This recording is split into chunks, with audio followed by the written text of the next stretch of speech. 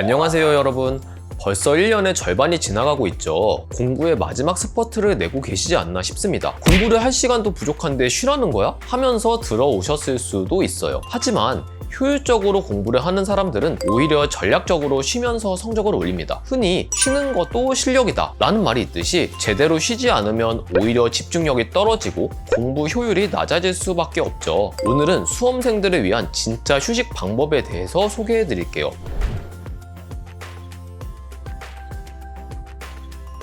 바쁘더라도 쉬는 시간을 계획적으로 사용하면 더 오래 집중할 수 있고 성적을 올리는 데 도움이 돼요. 첫 번째, 뇌도 체력처럼 유산소 운동이 필요해요. 운동이 공부와 무슨 상관이 있을까 싶겠지만 가벼운 유산소 운동은 기억력과 집중력을 향상하는 데 도움이 됩니다. 운동을 하면 뇌에서 BDNF라는 신경 영양 물질이 분비되는데 이는 기억력을 높이고 뇌를 최적의 상태로 유지하는 역할을 합니다. 그렇다고 헬스장에서 땀을 뻘뻘 흘려야 한다는 뜻은 아니에요. 하루 10에서 20분 정도 가볍게 산책하거나 스트레칭을 해주는 것만으로도 뇌가 활성화될 수 있어요. 특히 점심 식사 후 산책을 하면 오후 공부에 집중력이 확 올라가는 효과를 경험할 수 있을 거예요. 두 번째, 디지털 디톡스로 뇌를 진짜로 쉬게 하자. 여러분은 쉬는 시간에 무엇을 하시나요? 혹시 유튜브나 SNS를 보면서 시간을 보내고 있지는 않나요? 물론 짧은 영상이나 재미있는 콘텐츠를 보는 것이 잠깐의 기분 전환이 될 수는 있습니다. 하지만 스마트폰을 보는 동안에도 우리의 뇌는 계속해서 정보를 처리하고 있기 때문에 진정한 휴식이 되지 않습니다. 오히려 SNS 피로감과 불안감을 유발할 수도 있죠. 진짜 효과적인 휴식을 원한다면 디지털 디톡스 시간을 가져보는 것이 중요합니다. 짧은 시간이라도 눈을 감고 숨을 깊게 쉬거나 창밖을 보며 멍 때리는 시간을 가져보세요.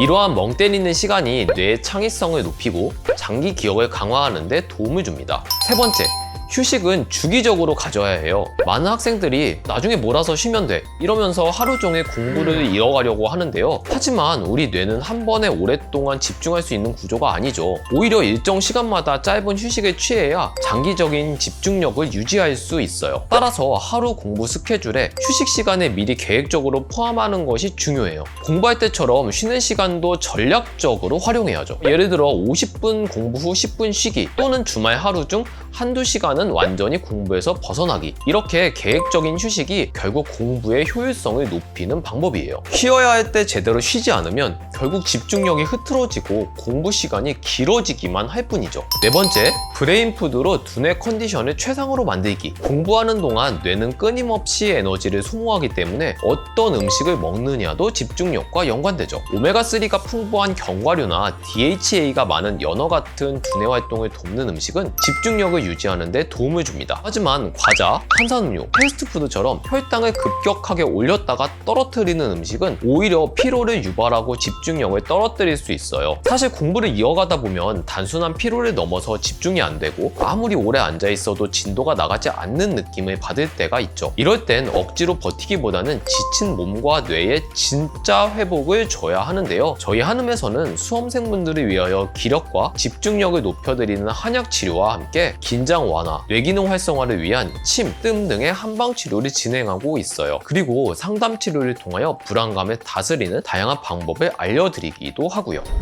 공부하면서 지친 몸과 마음을 돌아보는 시간을 가져보는 것이 어떨까요? 여러분의 집중력과 컨디션을 최상의 상태로 만들 수 있도록 저희가 함께 하겠습니다. 감사합니다. 한음 한방신경정신과였습니다.